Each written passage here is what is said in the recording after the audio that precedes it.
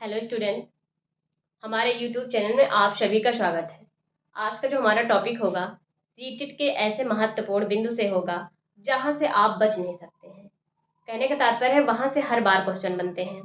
तो आइए एक एक करके देखते हैं कि वो कौन से टॉपिक हैं, वह कौन से बिंदु हैं। सबसे पहले हम देखेंगे लिंग क्या है। मुझे एक बात का खेद है कि मेरी राइटिंग नहीं बनती है, बाकी मेरा पूरा प्रयास है कि जो भी हम कंटेंट दें वो सीटेट के लिए कहीं ना कहीं आपके लिए हेल्पफुल हो। दूसरा है जेंडर। अक्सर बोलचाल की भाषा में लोग जेंडर और लिंग को एक ही मान लेते हैं, किंतु जब आप अभी यहाँ देखेंगे तो दोनों में देखेंगे काफी अंतर पाया जाता है। लैंगिक पूर्वाग्रह, पूर्वाग्रह या फिर इसे और क्या कहा जाता है, जेंडर रूढ़िवादिता, जेंडर रूढ़िवादिता। और जो चौथा है जेंडर पक्षपात है।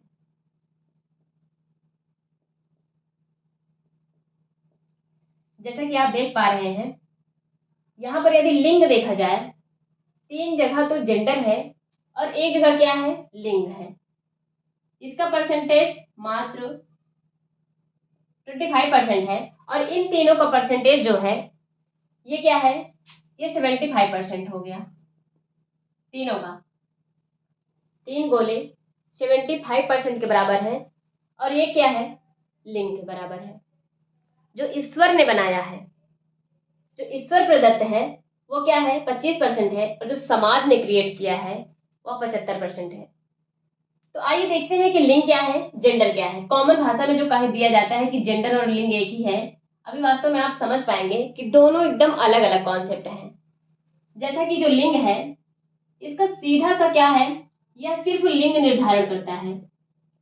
लिंग सिर्फ क्या करता है, लिंग का निर्धारण, सिर्फ लिंग निर्धारण, लिंग निर्धारण करता है। लिंग निर्धारण से तात्पर्य है कि मेल कौन है और फीमेल कौन है। और मेल फीमेल का जो निर्धारण होता है, मानव में 46 गुणसूत्र पाए जाते हैं।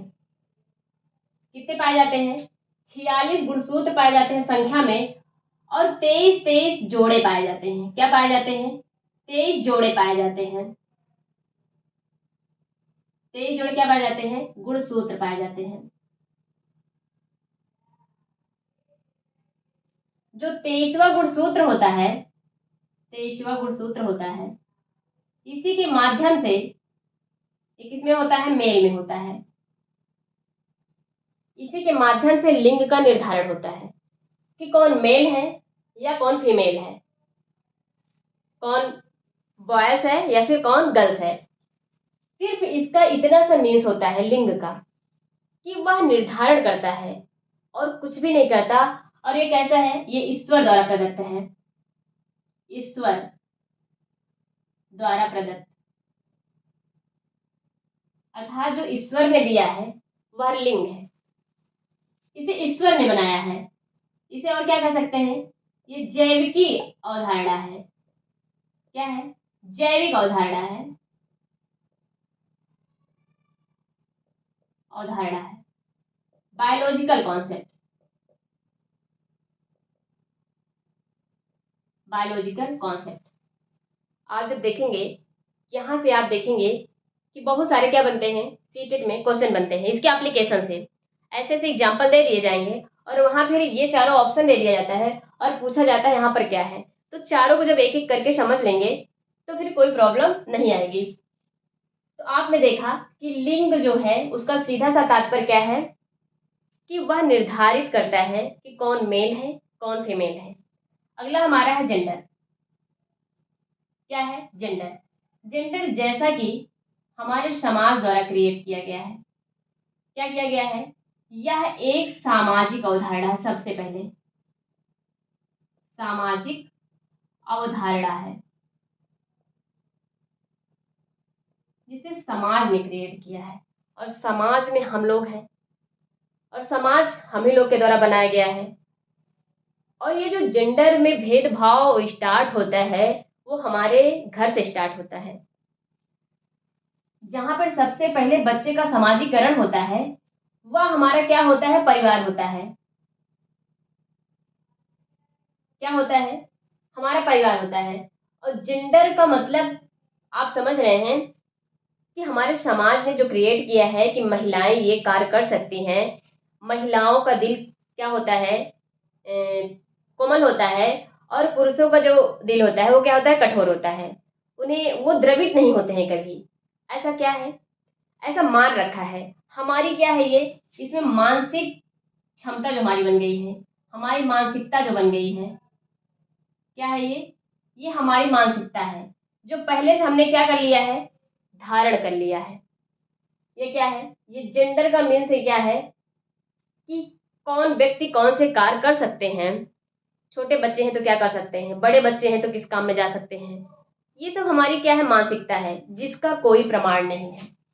इसका क्या है, कोई प्रमाण नहीं है, कोई प्रमाण नहीं है।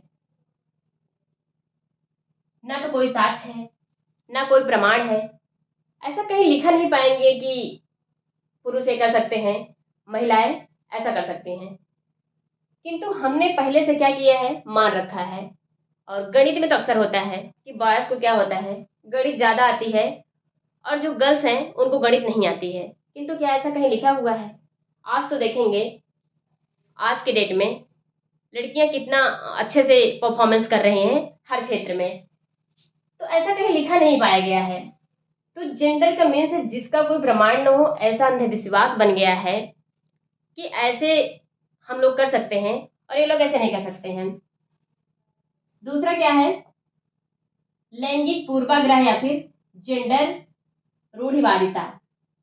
लैंगिक का मीन समझ रहे हैं, लैंगिक, लैंगिक से तात्पर्य है कि कौन मेल है, मेल और फीमेल। लैंगिक तात्पर्य क्या है। और पूर्वा का मीन्स है पूर्वाग्रह। इसका आइए हम एनालिसिस करते हैं। पूर्वाग्रह, पूर्वा से क्या बना है, पूर्व, जिसे क्या कहते हैं, पहले। और ग्रह से क्या कर सकते हैं, ग्रहण। मीन्स, इसका मीन्स क्या हुआ, ऐसी अवधारणा पुरुष या मेल के लिए जिसे हम पहले से क्या कर चुके हैं, मान चुके हैं।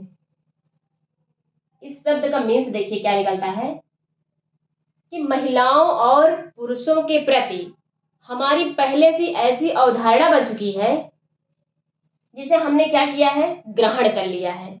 और जब ग्रहण कर लिया है तो उसे निकालने में क्या होता है, बहुत टाइम लगता है। उसे ही क्या कहा जाता है, परंपरा। इसे क्या कह सकते हैं, रीति रिवाज, रीति रिवाज। हमारा जो रीति रिवाज है ये कहीं न कहीं विकास को प्रभावित करता है। ये क्या करता है, हमारे समाज में बहुत सी ऐसी घटनाएं होती हैं जो प्रभावित कर देती हैं। तो ये जो हमारे जितने भी रीति रिवाज हैं जिसे हम पहले से मान चुके हैं वही क्या है, लैंगिक पूर्वाग्रह है। मीन्स लड़कियां क्या होती हैं, पराया धन होती हैं। क्या होती हैं, पराया धन होती हैं। ये हमारी पहले से परंपरा बन चुकी है।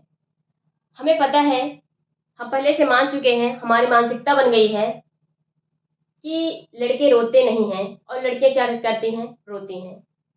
अगर कभी कोई रोने भी लगे तो क्या कहा जाता है, आप लड़कियों की तरह क्या रो रहे हो। या फिर ऐसे बहुत सारे कार्य होते हैं, कहा जाता है आप लड़कियों की तरह ऐसा क्यों कर रहे हैं। ये हमारी क्या है, मानसिकता है। इसका जहाँ पे इसका सेंस सबका कहीं पर कोई प्रमाण नहीं है, जिसका कोई प्रमाण नहीं है, प्रमाण नहीं है। हम ऐसे ऐसी अवधारणाएं बना के रखे हैं जिसका कोई प्रमाण ही नहीं, कोई साक्षी नहीं है, सिर्फ हमारे समाज ने क्रिएट किया है। और ये समाज हमारे घर से स्टार्ट होता है और एक बड़े स्तर पर क्या होता है, सामने आने लगता है। अगला है जेंडर पक्षपात, जिसे क्या कहते हैं, gender bias. Gender bias, gender bias से क्या तात्पर्य है, झुकाव, मेल या फिर फीमेल, पुरुष या फिर स्त्री। आप बोलचाल की भाषा में देखते होंगे, कहते हैं कि आप उनका पक्ष क्यों ले रहे हैं, आप उनका पक्ष क्यों ले रहे हैं। इसका तात्पर्य है कि आप जब किसी का पक्ष लेकर कोई काम करते हैं या फिर किसी के एक पक्ष के बारे में आप क्या करते हैं, बात करते हैं, तो क्या हो जाता है, जेंडर पक्षपात हो जाता है। इसे किसने कहा, इसे हम लोगों ने कहा। और हम लोग हैं कहाँ, समाज में हैं, समाज से अंतःक्रिया करते हैं और समाज की बातों से क्या करते हैं, हम सीखते हैं कि मेल के लिए कैसे कैसे व्यवहार किया जाता है और फीमेल के लिए कैसे व्यवहार किया जाता है। जैसे कि आप स्कूलों में देखते होंगे, स्कूल में लड़कियों को क्या किया जाता है, उनसे प्रश्न ज्यादा नहीं पूछा जाता है, और लड़कियों को अगर खड़ा भी करवाया गया तो अगर वो एक भी क्वेश्चन बता दी या फिर उनसे सरल क्वेश्चन पूछ लिया जाता है। ये सब क्या है, जेंडर पक्षपात है। लड़कों को यदि तेजी से मारा जा रहा है तो लड़कियों को एकदम धीरे से मारा जाता है। तो ये सब जेंडर बायस है, जेंडर पक्षपात है। जेंडर पक्षपात का मीन्स यह है कि आप किसी एक पक्ष की ओर, चाहे मेल हो चाहे फीमेल हो, उसकी तरफ आप क्या कर रहे हैं, अपना झुकाव बना रहे हैं। और आपने क्या देखा, लैंगिक पूर्वाग्रह या फिर जो जेंडर रूढ़िवादिता है, इसका मीन्स क्या है कि जो आप पहले से मान रखे हैं, क्या कर रहे हैं, लैंगिक का मीन्स है मेल या फीमेल के प्रति जो पहले से हमारी अवधारणाएं बन चुकी हैं, उसे क्या कहा जाता है, लैंगिक पूर्वाग्रह कहा जाता है या फिर जेंडर रूढ़िवादिता कहा जाता है। जेंडर हमने जैसा बताया सामाजिक अवधारणा है जो हमारे समाज से, जो हमारे क्या होती है, परिवार से जन्म लेती है और एक बड़े स्तर पर क्या हो जाती है, ये क्या हो जाता है, क्रिएट हो जाता है। हमने क्या बताया, लिंग क्या है, लिंग जैसा कि क्या है, एक जैविक अवधारणा है। जैविक का मीन्स है कि जिसमें क्या हो, जिसमें प्राण हो, जिसमें लाइफ हो, उसे क्या कहेंगे, उसे हम बायोलॉजिकल के अंतर्गत रखते हैं या फिर जैविक के अंतर्गत रखते हैं या फिर जीवीय भी या फिर जैवीय भी कह सकते हैं। इस प्रकार से ये 3-4 टॉपिक हैं जो हमेशा से क्वेश्चन आते हैं सीटेट में। हम यह कहना चाहेंगे कि आप यदि यहाँ से पढ़ लें, कोई भी टॉपिक पढ़ें, वहाँ से आप टॉपिक को क्लियर करने के बाद आप कोई प्रैक्टिस सेट उठाइए या फिर प्रीवियस ईयर देखिए, वहाँ से कम जितने भी क्वेश्चन आए हुए हो उस टॉपिक से रिलेटेड जो आपने पढ़ा, उन सारे क्वेश्चन को क्लियर करिए। ऐसे करने से क्या होगा, जितना आप टॉपिक को पढ़ने से नहीं समझ सकते हैं, उतना जब आप अपने क्वेश्चन को लगाएंगे, कम से कम 10 क्वेश्चन कह रहे हैं, ज़्यादा नहीं, क्योंकि टाइम नहीं है, तो कम से कम उसी टाइम 10 क्वेश्चन आप प्रीवियस ईयर उठा लीजिए या फिर कोई भी प्रैक्टिस सेट उठा लीजिए मार्केट से, आप वहाँ पर क्लियर कीजिए। आप देखेंगे आपको यह बेनिफिट्स मिलेगा कि जो चीज़ें आपको टॉपिक पढ़ने से नहीं क्लियर हुआ है, वह क्वेश्चन को सॉल्व करने से आपके माइंड में एकदम बैठ जाएगा, एकदम फिट हो जाएगा। तो इस प्रकार से आप इन सभी को समझ सकते हैं कि लिंग क्या है, जेंडर क्या है, जेंडर पक्षपात क्या है और क्या है, पूर्वाग्रह क्या है। तो इसके क्वेश्चन को आप कीजिए और देखिए तो समझ पाएंगे। Thank you classes.